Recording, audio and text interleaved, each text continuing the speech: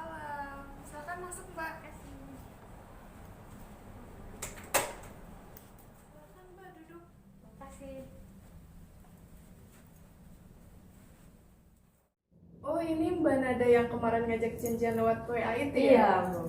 Kalau boleh tahu, Mbak tahu nomor saya dari mana ya? Dari teman. Dari teman. Cari tahu sendiri atau direkomendasikan nih, Mbak? Aku cari tahu sendiri sih. Sendiri. Oh, bagus sekali, Mbak. Berarti Mbak secara sukarela ya untuk konseling hari ini? Iya. Iya, bagus sekali.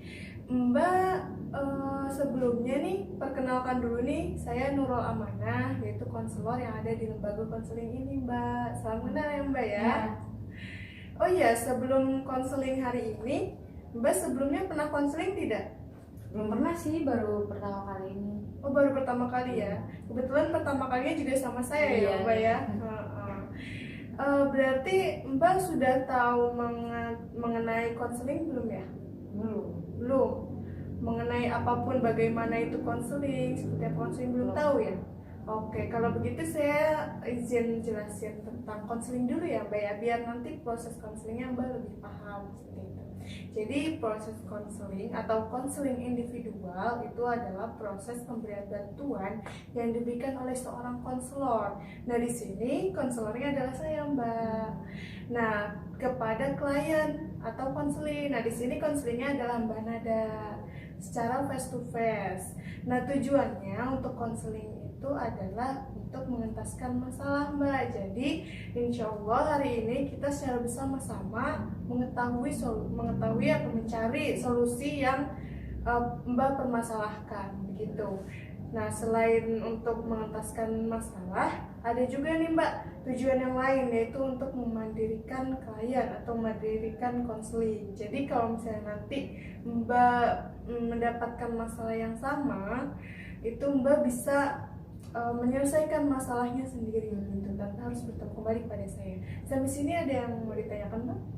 Udah, Bu, paham. Oh, paham. Oke, saya lanjutkan ya, Mbak ya. Jadi di konseling ini nih, Mbak, kita itu memegang beberapa asas, Mbak. Nah, yang menjadi kunci adalah asas kerahasiaannya. Asas kerahasiaan. Jadi Mbak ini tidak perlu takut nanti masalahnya ini terbongkar atau tersebar kemana-mana, karena kami memegang asas kerahasiaan. Jadi kami akan menutup rapat rahasia atau masalah Mbak secara rapat sekali tanpa diketahui oleh orang-orang. Apalagi kalau Mbak udah bilang bahwa ini rahasia loh, jangan kasih tahu siapa-siapa, gitu ya Mbak ya. Mbak percaya, Mbak? Oke. Selanjutnya nih ada asas kesukarelaan nih, Mbak. Kalau Mbak misalnya udah percaya pada saya, tadi udah percaya Mbak ya, Mbak bilang ada juga asas kesukarelaan. Setelah Mbak percaya pada saya harap Mbak secara sukarela menceritakan masalah Mbak kepada saya, Mbak. Begitupun dengan saya, Mbak. Saya juga secara sukarela membantu Mbak dengan penuh perhatian, memberikan waktu tenaganya kepada Mbak. Begitu. Kesini Mbak secara sukarela atau dipaksa orang lain, Mbak? Sukarela. Sukarela. Alhamdulillah kalau begitu ya Mbak, bagus sekali karena Mbak sudah menyadari bahwa Mbak ini butuh konseling. Seperti itu ya Mbak ya? Oke, setelah Mbak percaya kepada saya dan Mbak juga sukarela untuk melakukan konseling hari ini, ada asas yang lainnya nih Mbak, yaitu asas keterbukaan. Jadi saya harap Mbak terbuka secara penuh kepada saya apa yang Mbak permasalahkan, apa yang Mbak rasakan, apa yang Mbak bingungkan terhadap hal yang kita bahas hari ini. Begitu Mbak kepada saya, agar apa? Agar saya bisa secara terbuka juga membantu Mbak untuk menyelesaikan masalahnya. Gitu ya Mbak ya. Nah, ada yang terakhir nih Mbak, yaitu asas bahwasannya keputusan terakhir ada di tangan klien. Jadi nanti hasil akhirnya apakah Mbak mau nerima atau mau nolak, mau dijalankan atau tidak dijalankan, itu terserah Mbak. Kami tidak memaksakan apapun dan tidak memberikan tekanan apapun. Begitu Mbak. Sampai sini ada yang mau ditanyakan Mbak? Enggak, udah paham. Paham ya? Paham sebetul-betulnya paham nih Mbak. Paham. Berarti Mbak sudah percaya ya Mbak ya pada saya ya Mbak ya, bahwa saya bisa menjaga rahasia ya Mbak ya. Juga udah bersiap sukarela, udah siap untuk terbuka ya Mbak ya. Oke. Kalau begitu kira-kira hari ini apa yang mau diceritain nih Mbak? Nah, jadi hari ini Nada itu ada masalah di organisasi sama di perkuliahannya. Nah, di organisasi itu Nada ada beberapa kegiatan yang mengikut sertakan Nada gitu di dalamnya sebagai penanggung jawab. Nah, tapi di sisi lain Nada tuh pusing gitu karena tertekan. Tertekannya bagaimana itu Mbak bisa dijelaskan? Nah, tertekan itu ada kayak misalnya ditanya-tanya terus gitu loh Bu. Nada contohnya misalnya Nada sertifikat kapan jadi, terus Nada ini acaranya kayak gimana, terus ini udah belum, atau udah follow up materi belum, kayak begitu tuh. Cuma jadinya ada pusing aja sih gitu, tertekan. Sedangkan ada banyak tugas kuliah juga kan. Berarti dalam organisasi itu Mbak sering mendapat kepercayaan untuk melakukan sesuatu ya Mbak ya? Iya sih. Begitu. Nah, untuk mendapatkan kepercayaan itu sebelumnya Mbak melakukannya secara sukarela atau paksaan nih Mbak? Secara awalnya sih sukarela ya Mbak, karena Nada sendiri yang mau bergabung gitu.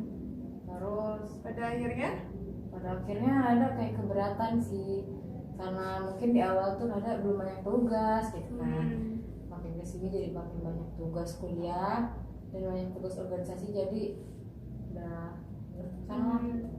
Sebenarnya kalau dilihat dari cerita Mbak Nada itu masuk ke hal positif ya Mbak ya sebenarnya ya, karena Mbak ini mendapatkan kepercayaan penuh dari teman-teman Mbak untuk melakukan suatu kegiatan gitu ya Mbak ya. Iya. Cuma memang sisi keterpurukannya atau sisi negatifnya itu adalah menjadi tekanan untuk Mbak ya, untuk mengerjakan tugas organisasi itu ya Mbak ya. Begitu ya Mbak ya. Oke, dari cerita itu berarti Mbak ini belum bisa memanage ya Mbak ya? Iya. Memanagenya itu dalam artian dalam organisasi dengan perkuliahan begitu ya Mbak ya? Kalau boleh tahu nih Mbak, ada berapa organisasi yang memberatkan Mbak selama ini? Ada satu sih. Ada satu ya? Iya. Itu kenapa bisa memberatkan Mbak itu? Kenapa Mbak? Jadi di organisasi itu ada beberapa tugas yang mengikut sertakan saya sebagai penanggung jawabnya. Terus awalnya sih saya senang gitu karena dipilih gitu. Cuma mungkin di awal karena belum banyak tugas dan makin kesini kok kayaknya ngeribetin gitu ya. Sebenarnya nggak setiap waktu sih kegiatannya. Nggak setiap waktu. Iya, cuma saya diikut sertakan terus gitu. Pernah waktu itu bilang gimana kalau misalnya kegiatannya jangan dipegang sama Nada gitu. Gimana kalau sama yang lain. Nah, cuma teman itu nggak apa-apa lah, Nada aja soalnya nggak ada yang lain. Jadi ya mau nggak mau Nada harus nerima dong gitu kan. Gitu sih, jadi ada tertekan gitu karena nadanya nggak dari hati gitu dari awalnya. Oke, Mbak ini merasa memberatkan karena diberikan penanggung jawab terus ya Mbak ya? Iya. Seperti itu ya Mbak. Kalau dalam perkuliahannya Mbak merasa beratnya ini kenapa nih? Di kuliah tuh banyak tugas ya Bu, jadi hampir setiap MK tuh ada tugasnya gitu. Jadi terus Nada juga banyak sering menunda-nunda tugas, ngerjain tugasnya. Kalau mau deadline, kayak misalnya deadline-nya itu besok, hari ini baru Nada kerjain, atau deadline-nya hari ini malam, paginya baru Nada kerjain gitu. Jadi Nada kebanyakan mikirin sih daripada ngerjainnya. Oke, berarti dalam perkuliahan itu yang memberatkannya adalah dalam pengerjaan tugasnya ya Mbak ya? Iya. Dalam sistem pengerjaan tugasnya, yaitu sering kejar-kejar deadline gitu. Kalau boleh tahu Mbak, Mbak ini sekarang udah semester berapa nih Mbak? Semester 5. Semester 5 ya? Iya. Oh, memang lagi padat-padatnya ya Mbak ya? Iya sih. Di semester 5 ini udah berapa MK nih Mbak? Ada berapa MK? Ada 10. Ada 10. Wah, hebat sekali ya Mbak ya. Mbak udah mengetahui bahwa Mbak ini banyak sekali mata kuliahnya tapi masih bisa mengikuti organisasi dengan segitu sibuknya begitu ya Mbak ya. Hebat sekali loh Mbak, luar biasa. Terima kasih. Oke, tadi kan Mbak cerita bahwa Mbak ini ada 10 MK yang banyak sekali tugasnya begitu ya Mbak ya. Dan ada satu organisasi yang sangat memberatkan Mbak. Nah, itu terjadi semenjak semester berapa Mbak? Semester 4. Semester 4, Kurang berarti lebih. udah kurang lebih hampir Hampir 1 tahun gitu ya Mbak ya. Karena semester 5 juga belum selesai ya Mbak Iya. ya. Nah, itu kalau boleh tahu, manajemennya itu bagaimana itu? Membagi waktunya selama ini sebelum sesi konseling ini Mbak. Terus kenapa baru cerita sekarang nih Mbak? Karena kan udah lewat hampir 1 tahun nih. Kenapa baru cerita sekarang? Apa karena baru ketemu tempat ceritanya sekarang atau kenapa itu Mbak? Nah, sebelumnya sih aku karena itu ya, karena sekarang tuh udah ngerasa kok kayaknya ini bebannya berat banget, udah tertekan banget. Udah ditambah semester 5 ini tugasnya kan lumayan ya Bu. Udah lumayan berat juga, terus organisasi aku diikut sertakan terus gitu. Dulu sih sempat bilang yang tadi aku ceritain yang jangan aku gitu, gimana kalau yang lain, yang tadi ternyata nggak bisa, harus aku, dan itu bikin tambah kepikiran juga gitu. Oke, karena berarti Mbak ini baru merasakan bahwa Mbak ini merasa tertekan itu baru sekarang ini ya Mbak ya. Dengan banyaknya tugas perkuliahan, apalagi sekarang udah semester 5 ya Mbak, udah masa-masanya kritis banget nih, udah masa-masa puncaknya dimana harus aktif di organisasi, juga banyak tugas dari perkuliahan, begitu ya Mbak ya.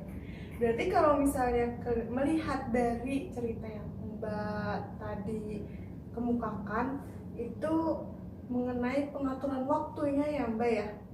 Oke, kalau gitu saya izin ngambil kertas sama pulpen dulu ya Mbak ya, untuk menulis apa yang menjadi kendala atau hambatan sama Mbak kuliah gitu ya Mbak. Sebentar ya Mbak ya.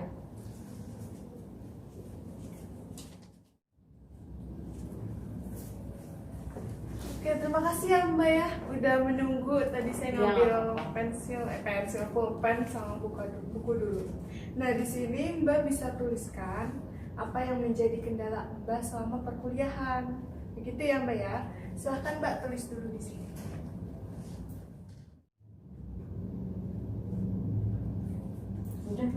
Sudah? Oke, saya ambil lagi ya. Oke, terima kasih Mbak udah menulisnya. Dari yang Mbak tuliskan tadi ada 3 hal ya Mbak ya, yang membuat Mbak tertekan selama perkuliahan ini. Yang pertama yaitu mengerjakan tugas mendekati deadline gitu. Nah, yang kedua tugasnya berat dan suka menumpuk begitu. Nah, yang ketiga adalah rasa malas begitu ya Mbak. Nah, sebelum lebih lanjut nih saya mau berikan selamat dulu nih kepada Mbak, karena Mbak ini sudah menyadari apa yang belum beres pada Mbak, apa yang salah pada diri Mbak. Selamat ya Mbak ya, karena tidak semua orang bisa seperti itu loh Mbak. Saya salut banget sama Mbak karena sudah menyadari apa yang tidak beres pada diri Mbak. Nah, dari 3 hal ini kalau kita urutkan nih Mbak ya, sepertinya yang paling utama di sini adalah rasa malas Mbak ya dalam mengerjakan tugas, begitu ya Mbak ya. Nah, barulah disusul alasannya adalah mengerjakan tugas mendekati deadline dengan tugas yang berat. Begitu ya. Malas yang dimaksud di sini nih Mbak, malasnya ini apakah malas yang membuat Mbak tertekan atau karena tertekan itu yang membuat Mbak malas? Bagaimana itu Mbak? Bisa dijelasin? Karena tertekan, Oke. jadi bikin malas. Karena tertekan, jadi bikin Mbak malas mengerjakan tugas, begitu ya? Oke, nah dari 3 yang Mbak tuliskan tadi, nah bisa Mbak tuliskan lagi nih apa yang bisa membangkitkan semangat Mbak dalam mengerjakan tugas. Jadi kayak kebalikannya yang tadi tuh. Tadi kan apa yang menjadi kendalanya. Nah, sekarang apa yang bisa membuat Mbak semangat dalam mengerjakan tugas? Bisa tolong tuliskan lagi Mbak? Boleh. Oke, silakan. Oke, sudah ya Mbak ya? Oke, terima kasih. Nah, di sini Mbak menulis ada 3 hal yang Mbak ya yang bisa membangkitkan semangat Mbak dalam mengerjakan tugas, gitu ya. Di sini yang pertama adalah fokus. Nah, yang kedua adalah teman yang mengingatkan, dan 3 termotivasi dengan teman yang sudah mengerjakan tugas. tampaknya pernyataan yang nomor 2 dan nomor 3 ini berkaitan ya Mbak ya? Iya sih. Kalau melihat dari pernyataan yang nomor 1 nih Mbak, yaitu fokus. Fokus ini bisa nggak sih Mbak dilakukan melihat Mbak ini banyak sekali tugas di mata kuliah, lalu juga Mbak sibuk juga di organisasi. Agak susah sih. Agak susah ya? Karena emang pasti sibuk kalau kita kalau ikut masih organisasi pasti sibuk. Berarti kalau begitu yang pernyataan fokus ini kita sampingkan dulu ya Mbak ya. Kita lihat yang pernyataan nomor 2 dan nomor 3 nih. Sepertinya berkaitan nih Mbak, yaitu teman yang mengingatkan dengan termotivasi dengan teman yang sedang mengerjakan tugas. Ini maksudnya bagaimana nih Mbak? Bisa jelasin? Jadi aku ini di grup WhatsApp. Iya. Jadi ada isinya itu teman kelas, ada beberapa orang. Nah, di grup itu mereka tuh kadang kalau misalnya ada tugas suka nanya gitu, kalian udah ngerjain tugas ini belum gitu. Terus nanti ada teman yang jawab, aku udah nih, udah setengah. Terus atau aku udah tapi baru sedikit. Nah dari situ tuh hati tuh apa ya, yang lain udah aku belum. Nah dari situ tuh baru aku ada rasa termotivasi. Sebenarnya lebih ke arah positif ya, buat bisa ngerjain tugas. Yang lain udah masa aku belum gitu. Jadinya akhirnya aku kerjain walaupun sedikit gitu. Tapi itu sih yang bikin semangatnya.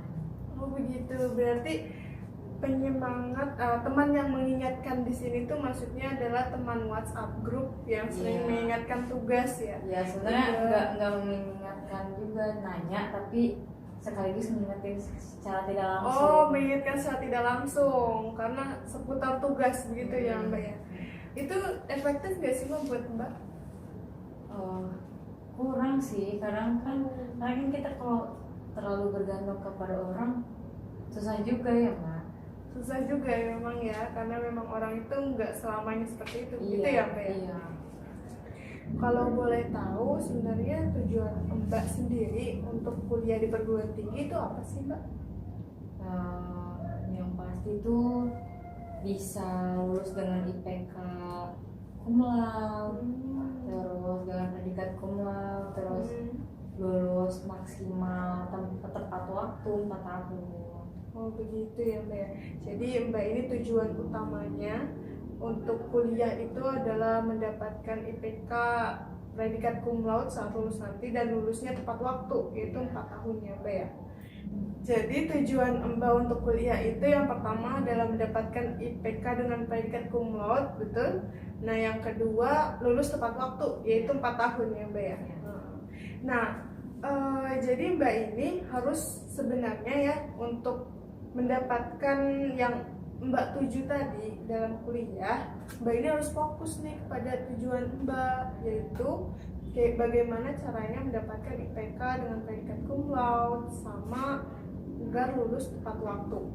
Nah mungkin salah satu cara yang Mbak bilang tadi, yang di awal tadi, untuk membangkitkan semangat Mbak itu salah satunya di lingkungan WA grup ya, yang secara tidak langsung mengingatkan Mbak untuk mengerjakan tugas gitu ya Mbak ya. Tapi itu nggak bisa diandalkan ya Mbak ya. Nah kalau dari diri Mbak sendiri, ada nggak sih Mbak yang Mbak bisa lakukan? Apa ya? Pernah nggak Mbak membuat semacam jadwal gitu, tugas hari ini ditulis tanggal berapa, lalu tugas besok tanggal berapa kayak gitu? Pernah sih dulu. Aku tulisnya di buku, tapi waktu mau nyari lagi jadwalnya itu bingung, lupa itu waktu itu nulis di mana ya, lupa apa, jadi kurang efektif gitu. Oh begitu, berarti Mbak pernah melakukannya ya Mbak ya? Sih. Nah berarti udah kebayang ya bentuk jadwalnya seperti apa ya Mbak ya? Nah kalau yang Mbak ceritakan tadi itu kendalanya adalah Mbak menulisnya di buku, betul begitu ya? Lalu ketika Mbak mencarinya lupa begitu. Nah berarti kendalanya adalah menulisnya di buku. Nah menurut Mbak ada nggak sih tempat yang lebih efektif untuk menuliskan tugas itu? Karena aku sering ngabisin waktu di kamar, jadi kayaknya lebih efektif kalau jadwal itu tuh bisa dilihat setiap waktu gitu. Oh, Berarti tempel gimana tuh? kayaknya lebih bagus di kamar. Di Apa kamar? di dinding kamar atau di lemari. Di kamar itu berarti antara di dinding lemari sama di Kamar di dinding kamar. dinding kamar. Apakah Mbak mau mencobanya membuat lagi? Kayaknya iya. Itu efektif nggak untuk Mbak untuk sekarang ini? Sepertinya efektif sih. Oke, karena Mbak bilang bahwa itu bisa efektif untuk Mbak, kita bisa mencobanya lagi ya Mbak ya. Mbak bisa membuat jadwal mengenai tugas yang sudah diberikan dosen, yaitu tanggal berapa dikumpulinnya, tugasnya apa, lalu ditempel di dinding kamar atau eh, di lemari. Nah, kira-kira kapan nih Mbak mau membuatnya? Kayaknya karena libur hari Minggu ya. Kosong hari Minggu, sepertinya hari Minggu bakal aku buat. Oke, nanti setelah Mbak buat mungkin bisa Mbak foto hasil madingnya ya Mbak ya kepada saya ya lewat WA ya Mbak ya. Oh iya. Nanti setelah Mbak kirimkan hasil kreasi Mbak itu, hasil jadwal Mbak, kita bisa evaluasi bersama lagi nih apakah hal itu efektif atau tidak untuk Mbak. Jika efektif, alhamdulillah, maka mungkin bisa kita lanjutkan. Tapi kalau tidak efektif, nanti kita bisa coba cari cara lain. Begitu ya Mbak ya. Jadi Mbak Nada bisa membuat ini ya berupa jadwal mengenai tugas-tugas yang diberikan oleh dosen dan ditempel di dinding kamar. Begitu ya Mbak ya. Mengenai jadwal tadi Mbak bisa gunakan juga nih dalam organisasi. Jadi Mbak ini bisa buat sertifikatnya kapan, lalu bikin Google Form kapan, seperti jadwal-jadwalnya. Jadi nggak hanya tugas di kuliah, tapi tugas dalam organisasi juga. Mbak bersedia Mbak? Ya. Oke. Jadi hari ini apa nih yang Mbak dapatkan dari konseling hari ini? Yang pasti dapat solusi ya, karena sebelumnya aku tertekan gitu, jadi sekarang agak lebih lega, bisa nemuin solusinya nih nanti kayak gimana biar bisa ngerjain tugas nggak deadline lagi, terus nggak pusing lagi karena organisasi gitu. Nah, selain itu juga saya mau bilang makasih nih Mbak, karena Mbak sudah menjadi pribadi yang mandiri dalam sesi konseling hari ini. Mbak sudah berani terbuka mengenai permasalahan Mbak, dan Mbak juga sudah bisa menyelesaikan masalah Mbak sendiri dengan dibantu oleh saya, karena memang kan tiap orang itu butuh diskusi ya Mbak ya. Nah, dan saya katakan lagi, Mbak ini luar biasa hebat gitu, karena Mbak sudah menyadari apa yang menjadi kendala dalam hidup Mbak, apa yang menjadi hambatan, dan Mbak juga bisa mencari solusinya dalam permasalahan Mbak sendiri. Nah, jadi oke, iya, sama-sama Mbak. Bagaimana nih Mbak perasaannya setelah konseling hari ini bersama saya? Agak lebih lega ya Mbak, karena udah nemuin nih solusinya, caranya gimana biar bisa nanti ngatur waktu kuliah, ngatur waktu organisasi gitu. Jadi alhamdulillah ya Mbak ya, setidaknya ada yang bisa berubah dalam diri Mbak, yaitu rasa lega, dan juga bisa dijalankan, yaitu yang solusi yang tadi ya. Mbak bersedia ya? Oke, terima kasih ya Mbak atas konseling hari ini. Alhamdulillah bisa berjalan lancar, dan semoga solusi tadi yang kita temukan bersama itu bisa efektif untuk permasalahan Mbak. Gitu ya Mbak ya. Mungkin sesi konseling hari ini kita tutup sampai sini ya Mbak ya. Saya terima kasih banget nih sama Mbak, karena Mbak sudah berani bercerita kepada saya dan terbuka kepada saya. Ya, makasih juga ya udah bantu. Iya Mbak, sama-sama. Oke, mari kita tutup ya Mbak hari ini dengan membaca hamdalah. Alhamdulillah. Saya ucapkan minta maaf. Saya ucapkan minta maaf jika tadi saya ada salah kata, salah ucap atau salah perilaku ya Mbak ya. Iya, maaf juga Mbak. Ya udah, Nada pamit dulu ya Mbak. Oh iya Mbak, hati-hati ya Mbak ya. Iya. Terima kasih ya Mbak udah bersedia konseling hari ini. Makasih juga udah bantu. Iya. Hati-hati di jalan ya Iya. Mbak ya. Assalamualaikum. Waalaikumsalam.